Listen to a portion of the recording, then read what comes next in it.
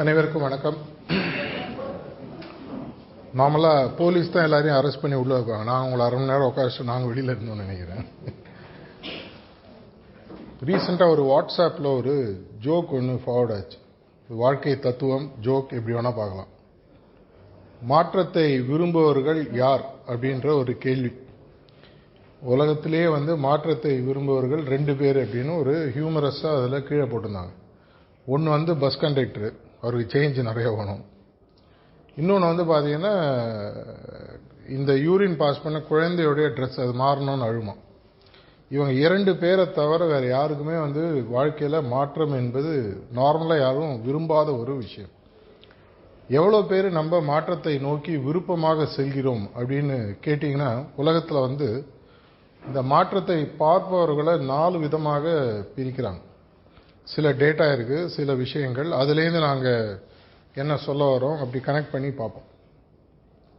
சில மாற்றங்கள் நம்மளுக்கு தானாக நடக்குது. உடல் சார்ந்த மாற்றங்கள் பிறக்கும் போது இருந்ததற்கும் இப்போ இருப்பதற்கும். சிலது பார்த்தீங்கன்னா ஒரு ஃபிசியலாஜிக்கல் கம்பல்ஷன் சொல்லலாம், தானாக நடக்கும். உங்களுக்கு வேணுமோ வேணாமோ இதில் எந்த விதமான மாற்றமும் கொண்டு வர முடியாது. அப்சல்யூட் லெவலில் பார்த்தீங்கன்னா மாறாத தன்மைன்னு ஒன்று இருக்குது. இன்பிட்வீனில் ஒரு 4 ஸ்டேஜை மக்கள் மாற்றத்தை பார்க்கறதா சொல்கிறாங்க. பல மனிதர்கள், ஒரு டேட்டா சொல்லுது 50% மக்கள் மாற்றத்தை நிராகரிப்பவர்கள். எனக்கு வேண்டாம், இந்த மாற்றத்தினால எனக்கு எந்த விதமான நன்மையும் இல்லை, இந்த மாற்றம் எனக்கு ஒத்துக்கொள்ள முடியாத ஒரு விஷயம். இது எங்கே எக்ஸாம்பிளாக எடுத்து பார்த்தீங்கன்னா 2020 உலகத்தையே ஆட்டிய ஒரு விஷயம் பார்த்தீங்கன்னா பேண்டமிக், COVID-19 பார்த்துருப்பீங்க. இந்த COVID-19 டைமில் பல பேர் இதெல்லாம் இல்லைங்க, இதெல்லாம் போயிடுங்க, அதெல்லாம் ஒன்றும் இல்லை, வேணாம், மாற்றம் எனக்கு தேவையில்லை. இது ஒரு லெகசி திங்கிங் சொல்லுவாங்க. பழைய கால தன்மையில் எண்ணங்களோடு இருப்பவர்கள் நார்மலாக பார்த்தீங்கன்னா மாற்றத்தை நிராகரிப்பவர்கள். இப்படி தான் இருக்கணும் வாழ்க்கை.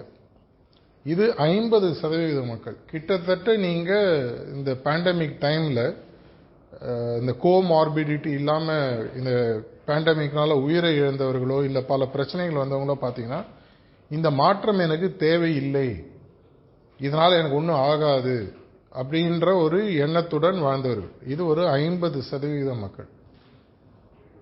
அடுத்தது பார்த்தீங்கன்னா இதுக்கு ரிஜெக்ட்னு சொல்லுவாங்க, மாற்றத்தை நிராகரிப்பவர்கள். அடுத்த டைப்பு மாற்றத்தை அனுபவர்கள் பார்த்தீங்கன்னா ரியாக்டிவ் டைப்புன்னு சொல்லுவாங்க. இந்த மாற்றம் வந்ததுக்கப்புறம் வேறு வழி இல்லைன்னு லைஃப் அட்ஜஸ்ட் பண்ணி வாழறோம்.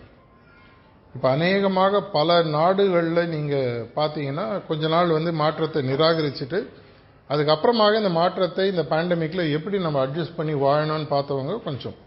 இப்போ ஒரு இந்தியா எடுத்தீங்கன்னு வச்சுக்கோங்களேன். இந்தியா இது மாதிரி பல நாடுகள் வேறு வழியில் நம்ம லைஃப்பை இப்போ அட்ஜஸ்ட் பண்ணி வாழணும்.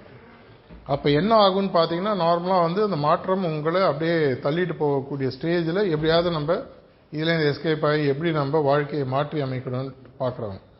இது கிட்டத்தட்ட பார்த்தீங்கன்னா ஒரு 20-25% மாற்றம் வந்த உடனே வேறு வழியில் நம்ம அட்ஜஸ்ட் பண்ணிக்கணும். இப்போ ஒரு சட்டம் மாறுது, உதாரணத்துக்கு பார்த்தீங்கன்னா உங்களுடைய ஐபிசியாக இருக்கட்டும், எல்லாமே இப்போ மாறி கம்ப்ளீட்டாக. இன்றைக்கி கூட நான் நிறைய லாயர்ஸ்ட்டு பேசும்போதோ, போலீஸோடு இன்ட்ராக்ட் பண்ணும்போதோ, ஐஏஎஸ் அஃபீஷியல்ஸோட இன்ட்ராக்ட் பண்ணும்போது இப்போ ஒரு அதில் ஒரு ரெசிஸ்டன்ஸ் இருக்குது. ஒன்றும் புரியலை, இல்லை ரெண்டாவது இது எதுக்கு, இதெல்லாம் தேவையா, அதை மாதிரி எண்ணங்கள். ஸோ வேறு வழியில்னு ஒத்துக்கக்கூடிய 2வது மாறுதல்கள் பார்த்தீங்கன்னா லேட்டஸ்ட் இந்த லாவில் உங்களுக்கு லீகலில் சேஞ்சு. இப்போ உதாரணத்துக்கு நீங்கள் டெக்னாலஜி சைடில் கம்ப்ளீட்டாக போய் பாருங்கள். உங்களுடைய பசங்க வீட்டில் இருந்தாங்கன்னா அவங்க உங்கள்கிட்ட பேசுகிற மொழியே வேறு மாதிரி இருக்கும்.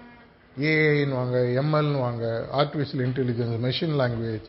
அவங்க பேசக்கூடிய வார்த்தைகளோ உங்களுடைய குழந்தைகளோ இல்லை உங்களுடைய உறவினர்கள் சார்ந்த குழந்தைகளோ எடுத்து பார்த்தீங்கன்னா அவங்க பேசக்கூடிய மொழிகள் எல்லாமே வேறு மாதிரி இருக்கும். வேறு வழியில்னு அட்ஜஸ்ட் பண்ணிவிட்டு இன்றைக்கி ஏஐ எம்எல்ன்ற மாதிரி விஷயத்தில் போகக்கூடிய டெக்னாலஜி அந்த சார்ந்த மக்களும் இருக்காங்க. இது ஒரு 25%. ஸோ 75% உலகத்தில் இருக்கக்கூடிய மக்களினுடைய மனநிலை எப்படி இருக்குன்னு சொல்லி பார்த்தீங்கன்னா, மாற்றம்ன்றது ஒரு கெட்ட வார்த்தை, மாற்றம் எனக்கு வேணாம், மாற்றம் இல்லாமல் நான் வாழ்ந்துருவேன்.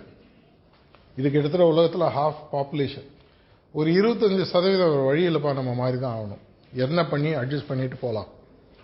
இன்னும் ஒரு 20% மக்கள் பார்த்தீங்கன்னா ப்ரோ ஆக்டிவ்னு சொல்லுவாங்க. ஒரு மாறுதல் வருகிறது என்பதை புரிந்து கொண்டு அந்த மாற்றத்திற்கு ஏற்றாற்போல் என்னுடைய வாழ்க்கை குறிக்கோள்களை அமைத்துக் கொண்டு அதற்கு ஏற்ற மாதிரி என் லைஃப் ஸ்டைலை மாற்றிக்குது. இப்போ உதாரணத்துக்கு நீங்கள் பார்த்தீங்கன்னா இந்த பேண்டமிக் டைமில் அஃபெக்ட் ஆகாத 2-3 நாடுகள், பெரிய லெவலில் அஃபெக்ட் ஆகாத நாடுகள்னு பார்த்தீங்கன்னா இந்த தாய்வான், இது மாதிரி 2-3 நாடுகள் அஃபெக்ட் ஆகுது. எதனாலன்னு பார்த்தீங்கன்னா அவங்க மாறுதல் அவங்க வந்து ஏர்போர்ட்டை அவங்க கண்காணிக்கிறாங்க. ஒரு 4-5 மாசமாகவே அவங்க கண்காணிக்கும் பொழுது ஒரு அக்டோபர் 2019லேருந்து திடீர்னு ஒரு பேட்டர்ன் மாற ஆரம்பிக்குது. ஒரு பெரிய மூவ்மெண்ட் ஊகான்லேருந்து வருது, திரும்பி போகிறாங்க, வரவங்க திரும்பி சில காரணங்களால் திரும்பி வரல. இதை ஸ்டடி பண்ணும்போது அவங்களுக்கு புரியுது ஏதோ நடக்க போகுது. அப்போ அவங்க என்ன பண்ணுறாங்கன்னா இமீடியட்டாக உலகத்திலேயே நீங்கள் ஃபஸ்ட்டு ஏர்போர்ட்டை பிளாக் பண்ண கண்ட்ரீஸ்ன்னு பார்த்தீங்கன்னா தாய்வான் தான் ஃபஸ்ட்டு. கம்ப்ளீட்டாக வந்து என்ன பண்ணாங்கன்னா ஸ்பெசிஃபிக்காக சைனாவுக்கு போயிட்டு வர ஃப்ளைட்ஸ்லாம் தடை பண்ணிட்டாங்க. அதனால் என்ன ஆச்சுன்னு பார்த்தீங்கன்னா லீஸ்ட் இம்பேக்ட். அவங்க என்ன பண்ணாங்க, சரி ஏதோ ஒன்று நடக்குது, என்னன்னு புரியல, அதற்கு ஏற்றாப்போல் மாறும்போது கரெக்டாக இந்த கோவிட்-19 வைரஸ் தன்மை வெளியில் தெரிய ஆரம்பிக்குது. அதனுடைய ஸ்ப்ரெட்டு பார்த்தீங்கன்னா ஒரு அரித்மெட்டிக் ப்ரோக்ரஷனோ ஜாமெட்ரிக் ப்ரோக்ரஷன் சொல்லுவாங்க, அது மாதிரி இல்லாமல் எக்ஸ்போனென்ஷியலாக போக ஆரம்பிக்குது. 100 ஆகுது, 100 500 ஆகுது, 500 5000 ஆகுது, 2 நாள் 5 லட்சம் 10 லட்சம் தாண்டிட்டு போகுது. இதை அவங்க அரெஸ்ட் பண்ணுறாங்க. இது வந்து ப்ரோஆக்டிவ்னு சொல்லுவாங்க. ப்ரோஆக்டிவ் அப்படின்னு சொன்னால் ஒரு மாறுதல் என்னுடைய வாழ்க்கையில் நடக்க போகுது என்பதை முன்கணித்து என்னுடைய வாழ்வில் அதை குறிக்கோளாக மாற்றி வாழ்க்கையில் சாதித்த பெரிய பல மனிதர்கள் பார்த்தீங்கன்னா பணம் சார்ந்த விஷயமாக இருக்கட்டும், இல்லை ஒரு கண்டுபிடிப்பு சார்ந்த விஞ்ஞான விஷயமாக இருக்கட்டும், உள்ள ஒரு சாதாரண வாழ்க்கையாக இருந்தால் கூட வரக்கூடிய ஒரு வாய்ப்புகள் 1990லேருந்து 2000 பிகினிங் வரைக்கும் தமிழ்நாடு ஃபுல்லாக பார்த்தீங்கன்னா அந்த லேண்டில் ஒரு பெரிய ஒரு ப்ராஃபிட் பார்க்க ஆரம்பித்தாங்க. வேர்ல்டு வைடு வர அந்த இம்பேக்ட் வருது. அப்போ நிறைய பேர் என்ன பண்ணாங்கன்னா, நிறைய பேர் அவங்களுடைய ஃபண்டை வந்து மார்க்கெட்லேயோ ஸ்டாக்லேயோ கோல்டுலேயோ போடாமல் லேண்ட் வரப்போகுது, இதன் மூலமாக பணம் வருன்றதை கண்டுபிடிச்சு அதில் போய் பணத்தை போட்டு, இப்போ அது கொஞ்சம் ஃப்ளாட் ஆயிடுச்சு, உங்களுக்கு எல்லாருக்குமே தெரியும்.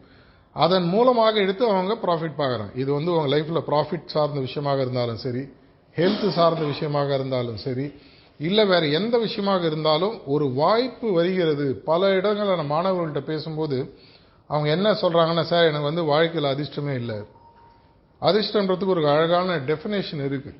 லக்குன்னு சொல்லி இங்கிலீஷில் சொன்னீங்கன்னா அதுக்கு ஒரு அழகான டெஃபினேஷன் இருக்குது. when a prepared mind meets an opportunity, ஒரு தயாரான மனநிலை ஒரு வாய்ப்பை எடுத்துக்கொள்ளும் பொழுது உங்களுக்கு வரக்கூடியது அதிர்ஷ்டம்.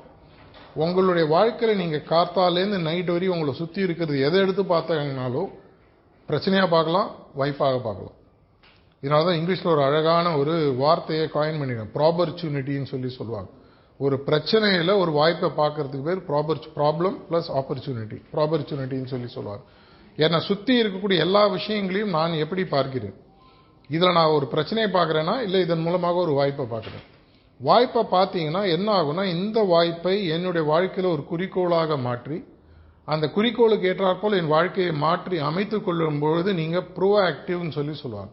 ப்ரோஆக்டிவ்னா வருமுன் காத்தல், வருமுன் சிந்தித்தல் அப்படின்றது. இது ஒரு ரஃப்லி ஒரு 15-20%. அந்த முக்கியமான அந்த 5% தான் உலகத்தை இன்னைக்கு கண்ட்ரோலில் வைக்கக்கூடிய, அது யாராக இருந்தாலும் சரி, பணக்காரராக இருந்தாலும் புத்திசாலிகளாக இருந்தாலும் பொலிட்டீஷியன்ஸாக இருந்தாலும் பார்த்து இவங்க அந்த 5%. இவங்க யாருன்னு பார்த்தீங்கன்னா இவங்க தான் இந்த வாய்ப்புகளை உலகத்திற்கு உருவாக்குபவர்கள். இவங்களுக்கு பேர் ஆக்சுவலாக பார்த்தீங்கன்னா இவங்க தான் வந்து ஜெனரேட் பண்ணக்கூடியவங்க, ஐடியாவை உருவாக்குறவங்க, மாறுதலை விதைப்பவர்கள், மாறுதலை உருவாக்குபவர்கள் அப்படின்னு சொல்லி சொல்லுவாங்க. இது வந்து ஒரு 4-5 வருஷத்துக்கு முன்னாடியே ப்ரெடிக்டிவ் பேட்டர்ன் மூலமாக உலகத்தில் இந்த பேண்டமிக் வரப்போகுதுன்ற ப்ரெடிக்ட் பண்ணிட்டாங்க. பல இடங்களில் இதை பற்றி டாக்ஸ் அதுக்கப்புறம் வந்தாலும் 2016-17 நெட்ஃப்ளிக்ஸ் இதை பற்றி ஒரு படமே வந்திருக்கு, நீங்கள் போய் பார்த்தீங்கன்னா அப்புறம் அது ஃபேமஸ் ஆச்சு. இவர்கள் என்ன செய்கிறாங்கன்னா ஒரு மாறுதலை விதைப்பவர்கள், மாறுதலை உருவாக்குபவர்கள். உலகம் இதை நோக்கி போகணும், நம்மளுடைய சிந்தனை இதை நோக்கி போகணும், நம்மளுடைய நாடு இதை நோக்கி போகணுன்றதை முடிவு பண்ணி அந்த முடிவை விதைத்து அந்த விதையின் மூலமாக இவங்க வந்து மேலே வந்து உட்கார்றாங்க. இது ரைட்டா தப்பான்ற அலசலுக்கு நான் போல. ஆனால் நீங்கள் புரிஞ்சுக்கணும், உங்களுடைய வாழ்க்கையில் இந்த 4 பக்கெட்டில் எந்த பக்கெட்டில் நீங்கள் போய் உட்கார்றீங்களோ உங்களுடைய வாழ்க்கையானது அதுக்கு ஏற்ற மாதிரி மாறி அமையும். நீங்கள் மாற்றத்தை நிராகரிப்பவர்களா, இல்லை மாற்றம் வந்துடுச்சு வேறு வழி இல்லை ஒப்புக்கொண்டு தான் போகணுன்னு போகிறவங்களா, இல்லை மாற்றம் வரப்போகுதுன்றதை சென்ஸ் பண்ணி டக்குன்னு நீங்கள் குதிக்கிறவங்களா, இல்ல மாற்றத்தை உருவாக்குபவர்களா? லோயஸ்ட் ஒரு பிரமிட் மாதிரி போட்டீங்கன்னா இந்த 50% மக்கள் கீழே உட்கார்றவங்க வேற வழி இல்லாம உலகத்தால் நடத்தப்படுபவர்கள். இப்படிதான் நடக்கணும் யாரோ உங்களுக்கு முடிவு பண்றாங்க. அதுக்கு அடுத்த பாக்கெட்ல பாத்தீங்கன்னா மாறிடுச்சு, வேற வழி இல்லை, நானும் கொஞ்சம் அட்ஜஸ்ட் பண்ணி வாழ்ந்துக்கிறேன். மூணாவது மேல் லெவல்ல ஒரு கிரீமி லேயருக்கு அடுத்த லேயர்ல போய் பாத்தீங்கன்னா இந்த மாற்றம் வரப்போகுது என்பதை பத்திரிகையில் படிக்கிறேன், நெட்ல படிக்கிறேன், மக்கள் சொல்கிறார்கள். இந்த ஸ்டாக் மார்க்கெட்ல விளையாடுறவங்கள போய் பாத்தீங்கன்னா என்ன பண்ணுவோம், சென்ஸ் பண்ணுவோம் இந்த ஸ்டாக் பிக்கப் ஆக போகுது, அவங்களுடைய ஃபியூச்சர் எப்படி இருக்கும். ஒரு போலீஸுக்கும் ஸ்டாக்குக்கு என்ன சம்பந்தம்? இன்னைக்கு பாத்தீங்கன்னா ஸ்டாக் மார்க்கெட் எல்லாருக்கும் ஓப்பன் ஆயிட்டு இருக்கு. ஃபினான்ஷியல் இன்க்ளூஷன் சொல்லி வருது. எல்லாருக்குமே நம்ம அதை அப்படின்னு கத்துக்கணும். இது எங்க போகுது, அடுத்த 2-3 வருஷத்துல இந்த ஸ்டாக் என்ன வரும், அடுத்த 3 வருஷத்துல என்ன டெக்னாலஜி வரப்போகுது, என் பையனை எங்க படிக்க வைக்கணும். இந்த மாதிரி விஷயங்கள் நீங்க உட்கார்ந்து உங்களுடைய சமகால மக்களுடனோ உங்களுடைய பிள்ளைகளோடோ இல்ல உங்களுடைய மற்ற உங்களுடைய ரிலேஷன்ல இருக்கிற பசங்களோட எல்லாம் பேசினா ஒரு 2-3-4 வருஷம் கழிச்சு என்ன நடக்க போகுதுன்றத உங்களால புரிந்து ப்ரெடிக்ட் பண்ணக்கூடிய லெவலுக்கு நீங்க வரணும். அப்படி வரலன்னா என்ன ஆகும்னு சொன்னீங்கன்னா நீங்க பிரமிட்ல கீழே போய் உட்காந்துருவீங்க. இப்ப நிறைய பேர் வாழ்க்கையில நான் பார்க்கும்போது என்ன பண்றீங்கன்னா, என்னுடைய வாழ்க்கையில நான் இவ்வளவு கஷ்டப்பட்டேங்க, என்னுடைய வாழ்க்கையில எனக்கு வாய்ப்புகளே கிடைக்கல, என்னை யாரும் வளர விடல, என்னை யாரும் சிந்திக்க விடல அப்படின்னு சொல்றவங்க நிறைய பேர் இருக்காங்க. இவங்க பாத்தீங்கன்னா 50% போய் உட்காருவாங்க. என்னுடைய வாழ்க்கையில் நடக்கக்கூடிய அனைத்து விஷயங்களையும் நான் கீழே இருக்கேன்னா இங்க மேல, இது என்னுடைய சிந்தனையை நான் மாற்றி அமைப்பதன் மூலமாக தான் என்னால வாழ்க்கையை பார்க்க முடியும். நீங்க உங்களால ஒரு வாய்ப்பை உருவாக்க முடியுமா? அந்த 5% போய் உட்காருவீங்க. அது இன்னைக்கு முடியுமானா முடியாம இருக்கலாம். ஆனா சித்திரமும் கைப்பழக்கம் மாதிரி மெதுவாக மெதுவாக மெதுவாக உங்களுடைய சிந்தனை திறன்களை வளர்ப்பதன் மூலமாக இன்னைக்கு வாழ்க்கையில் நீங்க எங்க இருக்கீங்கன்றது உங்களுடைய எதிர்கால வாழ்க்கைக்கு ஒரு முடிவையோ அத்தியாயத்தையோ எழுதக்கூடிய இடத்துல இருக்கணும் அவசியமே இல்லை. வாழ்க்கையில் இன்ஃபேக்ட் நீங்க பெரிய பெரிய சரித்திர நாயகர்கள் சாதித்தவர்களோட வாழ்க்கையில போய் பாத்தீங்கன்னா நிறைய பேர் 40, 50, 60 வயசுக்கு மேல ஆரம்பிச்சவங்க தான். லேட் ஸ்டார்டர்ஸ் சொல்லி சொல்லுவாங்க, ஏர்லி பூமர்ஸ் சொல்லுவாங்க, லேட் ஸ்டார்டர்ஸ் சொல்லி சொல்லுவாங்க. லேட்டா ஆரம்பிச்சவங்க பல பேர் அவங்களுடைய சிந்தனைகளை மாற்றி அமைப்பதன் மூலமாக, இல்ல சார் நான் ஒரு பிக்சட் கவர்மெண்ட் ஜாப்ல இருக்கேன், எனக்கு இப்படிதான் இருக்கும், அதுலயும் உங்களுடைய இப்போ பல விஷயங்கள் உங்களால உங்களுடைய தொழில் இருந்துட்டே நீங்க பண்ண முடியும். உதாரணத்துக்கு புத்தகங்கள் எழுதுது. லாஸ்ட் டைம் உங்களுடைய ஒருத்தர் கூட புத்தகம், உங்களுடைய அவர் பேர் என்ன, அவர் புக்கெல்லாம் எழுதி கொடுத்தார். இது மாதிரி பல விஷயங்கள் நம்மளால செய்ய முடியும். உலகத்தை மாற்றி அமைவதற்கான சிந்தனைகள், இது மாதிரி எவ்வளவு விஷயங்கள் உங்களால பண்ண முடியும். உதாரணத்துக்கு நீங்க போலீஸ் பண்ணக்கூடிய ஏரியாலேயோ நீங்க யாரெல்லாம் ஒர்க் பண்ணி அந்த கம்யூனிட்டியில சில மாறுதல்களும் உங்களால ப்ரோஆக்டிவா கொண்டு முடியும். ஏன்னா இன்னைக்கு ஒரு சொசைட்டில டைரக்டா இம்பாக்ட் கொடுக்கக்கூடிய ஒரு இடத்துல நீங்க இருக்கீங்க. 24/7 ஒர்க் பண்றதுல டாக்டர்ஸும் போலீஸும் ஈக்குவல்னு சொல்லி சொல்லுவாங்க. உங்களால ஒரு இன்னைக்கு சொசைட்டில மாறுதலை கொண்டு வர முடியும் பெரிய லெவல்ல. அது பாசிட்டிவாக இருந்தாலும் சரி, வேற மாதிரி இருந்தாலும் சரி. அப்படின்னா அந்த மாறுதல் கொண்டு வருவதற்கு முதலில் மாறுதல் எங்க வரணும்னு பார்த்தீங்கன்னா இங்க வரணும். இல்லைங்க நான் வெறும் நான் ஒரு பிசியா தான் இருக்கேன், நான் வெறும் ஒரு இன்ஸ்பெக்டரா தான் இருக்கேன், என்னால எப்படி கொண்டு வர முடியும் அப்படின்ட்டு ஒரு சிந்தனைன்றது இந்த காலகட்டத்தில் ஒரு மாறி போன விஷயம். ஒரு மாறுதல்ன்றது பர்மனன்ட்ன்றது நம்மளுக்கு முதல்ல புரியணும். இந்த மாறுதல நான் எங்க போய் உட்கார போறேன்ற முடிவு நான் எடுக்கணும். எல்லாரையும் போல நான் வேற வழி இல்லாம அதில் போய் மாட்டிக்கிறேனா, இல்ல நிராகரித்துட்டு இல்லைங்க உலகம் இப்படி இல்லை அப்படின்னு வாழ போறேனா, இல்ல அந்த மாறுதல் வருவதற்கு முன்னால் அந்த வாய்ப்பை புரிந்து கொண்டு அதற்கு ஏற்றால் போல் என் வாழ்க்கையை மாற்றி அமைக்க. நிறைய ரிட்டையர்ட் போலீஸ் அபிஷியல்ஸ் நான் பார்க்குறேன், பெரிய பெரிய கார்பரேட்ல டாப் லெவலில் உட்காந்துருக்காங்க. நான் நிறைய கன்சல்டிங்லாம் பண்ணும்போது பார்த்துருக்கேன். ஆர்ம்டு ஃபோர்ஸஸாக இருக்கட்டும், போலீஸ்லேருந்து வந்தவங்களா இருக்கட்டும், பல இடங்கள் அவங்க பெரிய லெவலில் கம்பெனியில் உட்காடுறாங்க. அதனால உங்க வாழ்க்கைன்றது இங்க முடிய போகுது, இப்படிதான் இருக்கணும்ன்ற அவசியம் இல்லை. நீங்க சர்க்கிள் ஆஃப் இன்ஃப்ளூயன்ஸ் உங்களுக்கு சொல்லுவாங்க. உங்கள் மூலமாக பல மனிதர்களை நீங்கள் தினசரி பார்க்கக்கூடியவர். இன்னைக்கு தமிழ்நாட்டில் பல பிரச்சனைகள் இருக்கு, போதை பொருள் ஆரம்பிச்சு பல விஷயங்கள் இருக்கு. இதற்கெல்லாம் உங்களால கண்டிப்பாக பல போலீசிங் ஆஸ்பெக்ட் விட்டுருங்க, திங்கிங் ஆஸ்பெக்ட் நம்ம கிட்ட ஒண்ணு இருக்கு. இந்த திங்கிங் ஆஸ்பெக்டை நீங்க உங்களால மாற்ற முடிஞ்சதுன்னா பல விஷயங்களை உங்களால இந்த சொசைட்டியில் கொண்டு வர முடியும், உங்களுக்கே கொண்டு வர முடியும். இதற்கு முதல்ல நம்ம தயாராக இருக்கிறோமா, இல்லட என்னுடைய திங்கிங் இந்த 4 ஸ்டேஜ்ல எங்க ஸ்டேஜ்ல இருக்கு, இப்ப இருக்கக்கூடிய ஸ்டேஜ் என்னுடைய மாறுதலுக்கு போதுமானதாக இருக்கிறதா, இல்ல நான் வேற ஏதாவது கொண்டு வரணும்னு நினைக்கிறேன்னா. இந்த பீட் அண்ட் பாத் இங்கிலீஷ்ல சொல்லுவாங்க, அரைச்சமா வரைகிறது, அதையே வாழ்ந்துட்டு நான் ரிட்டையர் ஆயிட்டு போனோம்னு நினைக்கிறேன்னா, இல்ல என்னை சுற்றியும் என் உள்ளிலும் இல்ல என்ன வெளியில இருக்கக்கூடிய உலகத்திலும் ஒரு பெரிய மாற்றத்தை கொண்டு வரணும்ன்றது எனக்கு ஒரு இன்ட்ரெஸ்ட் இருக்கா அப்படின்ற முடிவு எடுக்க வேண்டிய முக்கியமான பொசிஷன்ல நீங்க தான் இருக்கீங்க. நான் எல்லாருக்குமே சொல்றது, இன்னைக்கு கார்த்தால் நீங்க எழுந்திருக்கிறீங்கன்னா நேற்றுக்கு இருந்த பாப்புலேஷனுக்கும் இன்னைக்கு இருந்த பாப்புலேஷன் 1% குறையுதுன்னு ஸ்டாட்டிஸ்டிக்ஸ் சொல்லுது. 1% மக்கள் இன்னைக்கு கார்த்தால எழுந்துக்கல, அவங்க இறந்து விடுகிறார்கள். அதுக்கு பதிலாக குழந்தை பிறகுது வேற விஷயம். இன்னைக்கு நீங்க இருக்கீங்கனாலே உங்களுக்கு வாழ்க்கை இன்னொரு சரித்திரத்தை உங்களுடைய வாழ்க்கை பக்கத்தில் எழுதுவதற்கு ஒரு வாய்ப்பு இன்றைய தினத்தை உங்களுக்கு கொடுத்துருக்கு. இன்னைக்கு விட்டீங்கன்னா நாளைக்கு, நாளை விட்டா நாளைக்கு, ஒவ்வொரு நாளும் நீங்கள் ஏதாவது ஒன்று செய்ய முடியும். அப்படின்னா நான் முதல்ல என்னுடைய சிந்தனை மாற்றி அமைக்க வேண்டும். அப்படின்னா நான் முதல்ல என்னுடைய சிந்தனையை என்னுடைய கண்ட்ரோலில் கொண்டு வரும். ஒரு ஸ்டாட்டிஸ்டிக்ஸ் ஒன்று சொல்லுது, ஒரு மனிதனுக்கு நார்மலாக பார்த்தீங்கன்னா ஒரு நாளைக்கு 60,000 சிந்தனைகள் வருதா சொல்கிறாங்க, ப்ளஸ் ஆர் மைனஸ்ன்னு வச்சுக்கோங்க. இந்த 60,000 சிந்தனைகள்ன்றது அனைவருக்கும் ஃப்ரீ. யாருமே நேச்சரை பொறுத்த வரைக்கும், இயற்கையை பொறுத்த வரைக்கும் யாருக்குமே அந்த 24 மணி நேரமாக இருந்தாலும் சரி, உங்களுடைய சிந்தனைகள் 60,000 சிந்தனைகளாக இருந்தாலும் சரி, இது யாருக்குமே சார்ஜ் வாங்கி நேச்சர் கொடுக்கறது இல்லை. யாருக்காவது ஒருத்தருக்கு இல்லைங்க அவர் 10,000 ரூபாய் எக்ஸ்ட்ரா கொடுத்து 1 ஹவர் எக்ஸ்ட்ரா வாங்கிட்டாரான்னா முடியாது. 24 மணி நேரம்ன்றது ஃபிக்ஸ்ட், எனக்கு வரக்கூடிய எண்ணங்கள்ன்றது ஃபிக்ஸ்ட். ஆனால் இந்த இரண்டு விஷயங்களையும் நான் எப்படி அணுகுகிறேன், எப்படி நான் யூஸ் பண்ண போறேன், இந்த 24 மணி நேரம்ன்றது ஒன்று, அதுக்கு நான் வரேன் அப்புறம். இது இரண்டும் மாறுதலுக்கு எனக்கு எப்படி யூஸ் ஆகும்னு பார்த்தீங்கன்னா, இந்த 60,000 எண்ணங்கள் எப்படி யூஸ் ஆகுதுன்றத ஒரு டேட்டா ஒன்று சொல்லுது.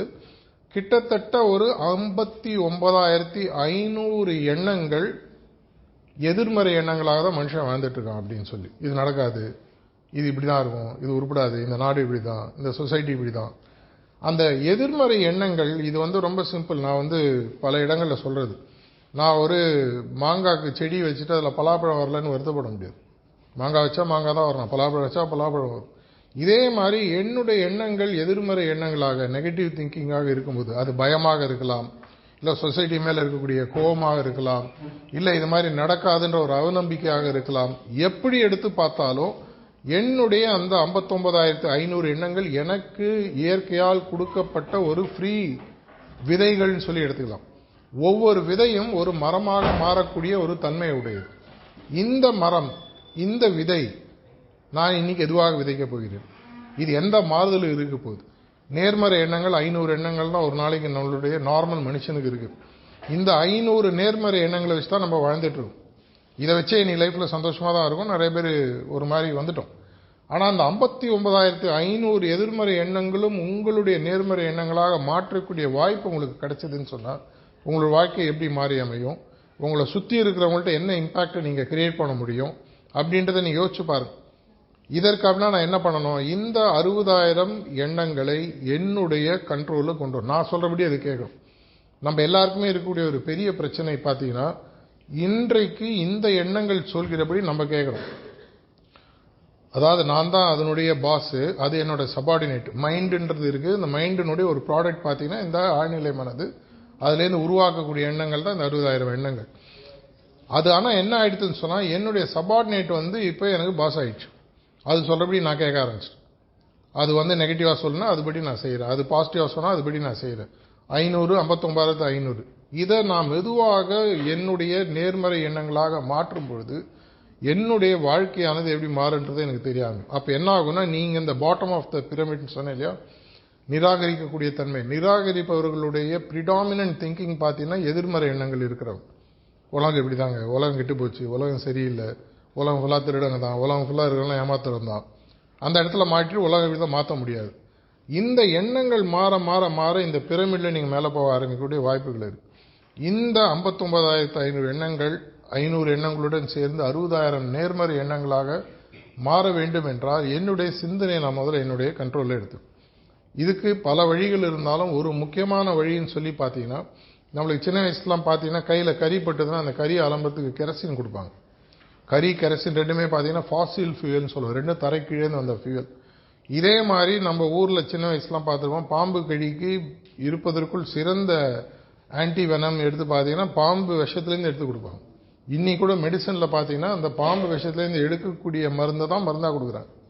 இதே மாதிரி தான் விஷத்தை முறிக்கும் தமிழை நம்ம படிச்சிருக்கோம். என்னுடைய எண்ண சக்தியை என்னுடைய கண்ட்ரோலை நான் கொண்டு வரது என்னுடைய எண்ணத்துக்கு நான் பழக்கணும். இவ்வளவு நாளா அதுக்கு நான் பழக்க மறந்துட்டேன். பழகிறது எப்படின்னு எனக்கு தெரியல. அதனால என்ன ஆகுதுன்னு சொன்னா, அது என் பேச்சு கேட்காம அது பாட்டு சுத்திட்டு இருக்கு. இப்போ கொஞ்ச நாள் கழிச்சு அந்த மனம் என்னும் குரங்கை உட்காருனா அது உட்காரும். நில்லுன்னா நிற்கணும், முடியுமானா முடியும். அப்படின்னா என்ன பண்ணணும்? என்னுடைய மனதிற்கு நான் பழக்கத்தை கொடுக்க வேண்டும். அதற்கு பல வழிகள் இருந்தாலும் ஒரு சிறந்த வழின்றது மெடிடேஷன் சொல்லுவாங்க. மெடிடேஷனுக்கு வெப்ஸ்டர்ன்ற டிக்ஷனரியில் ஒரு டெஃபினேஷன் கொடுக்குறாங்க. To think about something continuously, தொடர்ச்சியாக ஒரு சிந்தனையில் உங்கள் மனதை உங்களால் நிறுத்த முடிந்து விட்டால் உங்களுக்கு மெடிடேஷன் தெரிஞ்சிடுச்சுன்னு அர்த்தம். நம்ம எல்லாருக்குமே சிந்திக்க தெரியும். கார்த்தால இன்னைக்கு என்ன ப்ராப்ளம் வரும், இன்னைக்கு என்ன இஷ்யூஸ் இருக்கும், வெவ்வேறு விஷயங்களை நம்ம யோசிக்கிறோம். இது அனைத்து விஷயங்களும் ஒரு விஷயமாக மாறும்பொழுது, நீங்கள் ஸ்கூலில் அந்த காலத்தில் நம்ம கண்டிப்பாக நம்மளுடைய பிசிக்ஸ் சப்ஜெக்ட் படிக்கும்போது ஒன்று பார்த்துருக்கோம். கையில் பஞ்சு கொடுப்பாங்க, அந்த பஞ்சை சூரியனில் காட்டுவோம், அந்த ஒன்றும் ஆகாது. அதுக்கப்புறம் ஒரு பூத கண்ணாடி கொடுப்பாங்க, அதை ஃபோக்கஸ் பண்ணும்போது பார்த்தீங்கன்னா அந்த பஞ்சு டக்குன்னு சூடாகி பற்றிக்கும். இதே மாதிரி தான் உங்களுடைய எண்ண சிதறல்கள். அந்த சூரியனுடைய சிதறல்களை குவிமிச்சு அந்த கண்ணாடி மூலமாக அந்த பஞ்சில் கொடுக்குற ஒரு விதை தான் தியானன்றது உங்களுக்கு சொல்லிக் கொடுக்குது.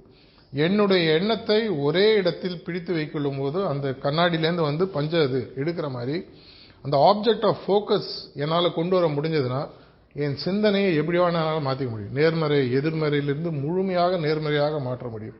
இது பண்ணும் பொழுது இதுவரைக்கும் உங்கள் உள்ளே இருக்கக்கூடிய பல இது நாள் வரைக்கும் உங்களுக்கு தெரியாத பல விஷயங்கள் நடக்காது. இது உங்களுக்கு வரும் பொழுது ஒரு 10-15 நிமிஷம் முதல்ல ப்ராக்டிஸ் பண்ணுவோம். இதுவரை நீங்கள் ஒருவேளை இந்த தியான பயிற்சி பண்ணலன்னு சொன்னால் ரொம்ப சிம்பிளான ஒரு பயிற்சி உங்களுக்கு சொல்லிக் கொடுக்க போகிறோம். உங்களுடைய எண்ணத்தை ஒரே எண்ணத்தில் நிறுத்தி வைப்பது எப்படின்றத ப்ராக்டிஸ் பண்ணுவோம். என்ன பண்ண போகிறோம்? உலகத்தில் இருக்கக்கூடிய இயற்கையானது என்னுடைய இதயத்திலும் ஒளிரூபமாக இருக்குன்னு ஒரு எண்ணத்தை கொடுக்கும், ஒரு சப்போசிஷன். இந்த தியானன்றது உங்களுக்கு ஒரு தடவை புரிஞ்சிடுச்சுன்னா இந்த ஆப்ஜெக்ட் ஆஃப் மெடிடேஷன் நீங்கள் எப்போனா மாற்றிக்கலாம். எதை பற்றி வேணால் தியானம் பண்ணலாம். அடுத்த 2 வருஷத்தில் உலகத்தை எது மாற்றி அமைக்க போது தியானம் பண்ணிங்கன்னா கொஞ்ச நாள் அதுக்கு உங்களுக்கு பதில் கிடைக்கும். பல பெரிய மகான்கள், ரிஷிகள், சயின்டிஸ்டோட லைஃப் ஸ்டோரிலாம் நான் படிச்சிருக்கேன். எல்லாருமே என்ன சொல்கிறாங்கன்னா, எனக்கு வரக்கூடிய மாறுதலை பற்றி நான் தொடர்ச்சியாக சிந்திச்சுட்டு இருந்தேன், நான் ஏதாவது ஒரு புதுசாக கண்டுபிடிக்கணும்னு நினச்சிட்டு இருந்தேன், திடீர்னு ஒரு விஷயம் நடக்குது. ஏன்னா அவங்களுடைய எண்ணமானது இந்த ஒரு இப்போ ரைட் பிரதர்ஸை எடுத்து பாருங்க. அவங்க இந்த பறவை இருக்கு, இந்த பறவை மாதிரி ஏதாவது ஒன்று பண்ண முடிஞ்சதுன்னா மனுஷன் பறக்கலாம். அவங்களோட சிந்தனை பார்த்தீங்கன்னா அவங்களுடைய 24 hours தொடர்ச்சியாக அவங்களுடைய சிந்தனை இந்த பறவைக்கு இருக்கக்கூடிய சக்தியை எப்படி மனிதனுக்கு கொடுப்பது. அதுலேருந்து பிறந்தது பார்த்தீங்கன்னா விமானம். இது மாதிரி ஒவ்வொரு கண்டுபிடிப்புக்கு பின்னாலும் தெரிந்தோ தெரியாமலோ அவங்க ஒரு தியான நிலைக்கு போயிடுறாங்க. அதை பற்றியே யோசிச்சுட்டு இருக்காங்க. ஒரு பள்ளி மாணவன் படித்து காலேஜ் வரணும்னா அந்த காலேஜில் என்ன கோர்ஸ் சேரணுன்றதை பற்றியே யோசிச்சுட்டு இருப்பான். ஒரு திருடன் பார்த்தீங்கன்னா எந்த வீட்டில் எப்படி அதையே அவன் மைண்டில் அதிலே தான் ஃபோக்கஸ் இருக்கும்.